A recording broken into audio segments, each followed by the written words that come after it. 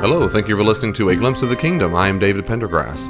A common question I get asked time to time is whether or not Christians and Muslims worship the same God. In fact, recently this issue has become something of a issue in the news, or at least in the Christian world, or evangelical or conservative Christian world, because a professor at Wheaton College said that Christians and Muslims do worship the same God, and she was immediately put on leave, and since she could not come to agree with the administration's view on this issue, she was fired. She was let go. So I want to talk just a little bit today about what I would say is the answer to the question. The reason why it's not so simple as saying, yes, we worship the same God, or no, we don't, is because Christians and Muslims both believe that we do, in fact, worship only one God, and the one God that we worship is the only God who exists. Same thing is true with Jews and Zoroastrians. Now, there aren't a whole lot of Zoroastrians left in the world. It's a Persian descent, but Zoroastrianism is probably a monotheistic religion too. But I'll stick with the big three, the major three. So Judaism, Christianity, and Islam are all three religions that believe only one God exists. So the reason why it's a difficulty with just simply saying, no, we don't worship the same God, or of course we do, is because we're influenced by the fundamental tenet that only one God exists. I'm convinced that many people who say that Christianity and Islam both proclaim the same God or talk about the same God do so because they're thinking in the back of their mind, of course they are, because only one God exists. That is, if you assume there's only one God, well, of course you worship the same God. They're just confused a little bit. They're a little different, not confused, but maybe they have some little different views. But of course they worship the same God because only one God exists. That's why we can't say something usually is so simple as yes or no. Let's think of it this way. I like analogies. That reminds me of something I said the other day. I was venting to a friend. It's funny how many times in my life, whenever someone hears one of the analogies I give, they go, "Oh, that was really good. Where did you get that?" I said, "Am I that dumb? Is it impossible to come up with a good analogy?" So if it's not my analogy, I'll let you know where I got the source from. But if you don't like it, fine, blame me. If you do like it, great. But I come up with my analogies. I didn't steal them from someone else. So if my analogies ever sound like someone else, great. It's not because I got it from them, because I try to give credit's due. Think of it this way. If there were only one woman on the world, just one, and let's call her Elaine, because that's my wife's name, and a bunch of men all gathered together and said they love Elaine. We all love Elaine. Not every man in the world, but billions of men in the world say we're in love with Elaine. Now the question is, do they all love the same woman? Well, your immediate assumption is, well, of course they do, because there's only one of them. So of course they have to love the same one. And then you get to meet these people who talk about Elaine. What you come to discover is that they're describing Elaine in different ways. If one massive faction of these men in the world who said they love Elaine said that Elaine is 6 feet tall, blonde hair, brown eyes, and then I say, no, she's 5'4", brown hair and bluish eyes, and someone else says, no, well, she is 5'4", but she has mixed colored hair, and the eyes are even different, so it's similar. Now the question is, do we in fact all love the same woman? Well, here's the deal. This is just logic, right? So either we're all wrong, none of us are accurately describing the woman who is called Elaine. We're using the same name, the same title, we all call her Elaine. But when we go to describe Elaine, we have different descriptions. So either we're all confused or mistaken or lying, or one of us is right. But we cannot all be right. We cannot, because it's logically impossible for this woman to be both 6 feet tall and 5'4" at the same time. That is logically impossible. So someone is either telling the truth and the other one's mistaken, or we're both mistaken. That's how it is with God. So, by default, if we say, of course, all religions, all these people who are Jews, Christians, and Muslims, of course they're worshiping the same God because there's only one. The problem is when you get to describing the God, you have different descriptions. And therein lies the problem. How different can you be in your descriptions of a person before you realize you're not talking about the same person? You ever done that before? Ever said, you know Bob? And you go, yeah, Bob, he's the tall guy with the kind of heavy set and a good sense of humor. And you go, Heavyset, I don't know Heavyset. Well, he was back then. Maybe he's lost some weight. Oh, that's true. Yeah, okay, yeah, I see that. Yeah, but he has his kids named this and this, and he has a dog named Buck. My point is, there are certain things that might have changed. Your description might be a little off, but how much does it take before you're describing a different person? Some things cannot be coterminous. They cannot exist simultaneously, like the height difference. If someone says she's about 5'4", and someone says, well, I thought she's about 5'6", well, you're close. If someone says 6 foot, you go, wait a second, that's a different person. She's way too tall. That's how it is with God.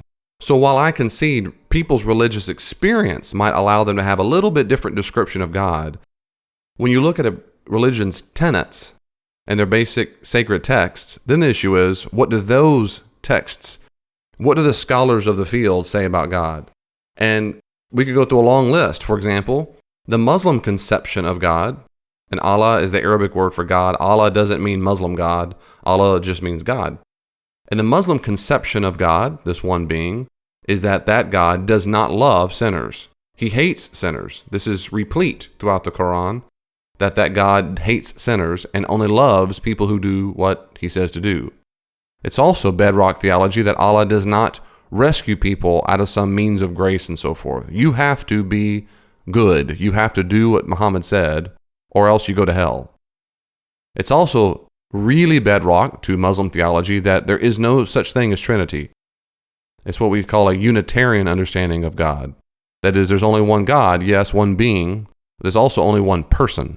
Matter of fact, in chapter 9 and other places in the Quran, shirk, S-H-I-R-K, shirk is considered the most, if not the most, one of the most important, egregious sins possible. And it is specifically the sin of attributing to anything else besides Allah divinity or deity. And it is commonplace in scholarship, and Muslim scholars and Christian scholars alike, to say this was deliberately written to counter Christian claims of Trinity. Now, you could pick up other things in history that have theological implications, and the Quran that says that Jesus did not die. Again, I say he did not die. It looked like he died on the cross, which is patent nonsense. It's a profoundly corroborated historical fact that Jesus of Nazareth died under Pontius Pilate. In any case, that has theological implications, of course, because in Christianity, we know for a fact that Jesus' death was atoning. Well, in Islam, Jesus' death was not atoning. So there are fundamental differences between their description of the one God and our description of the one God. What about Jews? Jews also have a fundamental difference in their description of God when it comes to notions of Trinity. Modern Jews do not accept that Jesus is deity, just like Muslims don't. And you can have a few other differences thrown in there as well. What about the Mormons? Mormons also do not believe in Trinity. They believe they're polytheists. God the Father, Son, and Spirit is not God the Father, Son, and Spirit. It's three different gods. And we will be like them. We get to populate planets in the universe. So, Islam, Judaism, Mormonism, all three have in common a fundamental, deliberate rejection of a basic tenet of Christianity. That is to say, they're not ignorant of Trinitarian development. They deliberately reject it. They know of it, that concept, and say, no, you're wrong. It's like saying, if Christians were to say, Elaine is 5'4" with brown hair, which by the way is true, which is why I use that example. And they said, all of them said, no, she's 6 feet tall with blonde hair. Now the blonde hair might be a little contingent, but she can't make herself grow tall. So if they said, no, we reject that. Not we're ignorant. It's not the same as saying we didn't know how tall she was. And now that you tell us, you have revealed to us more information about Elaine. Rather, it's them saying, I hear what you're saying. You said she's 5'4", and we reject it. You are wrong. We know Elaine more than you do. Now then the question is, who's right and wrong? And that's a different issue. Then we look at the evidence and all that stuff. Well, that's a big difference when it comes to Christianity, and many more we can go through. But I just want to stick just for a second on the concept of Trinity, because that's enough. It's enough to demonstrate that Muslims and Christians and Jews and Mormons do not worship God in the same way or with the same conception. We are not all right. Either Christians are right that it's Trinitarian, 3 persons and 1 being, or we are wrong and they're all right.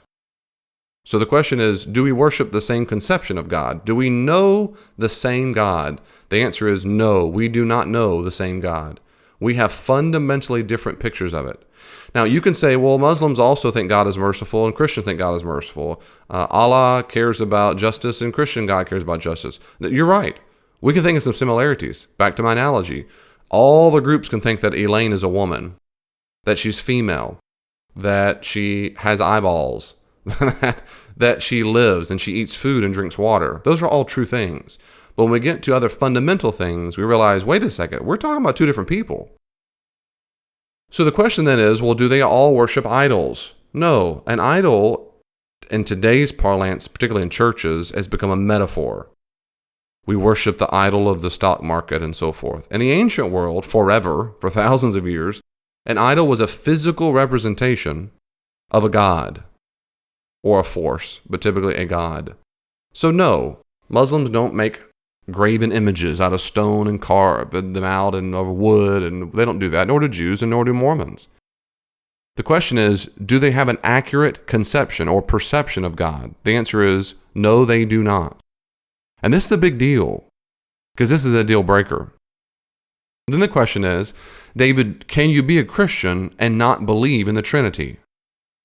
It sure seems to me the answer is yes.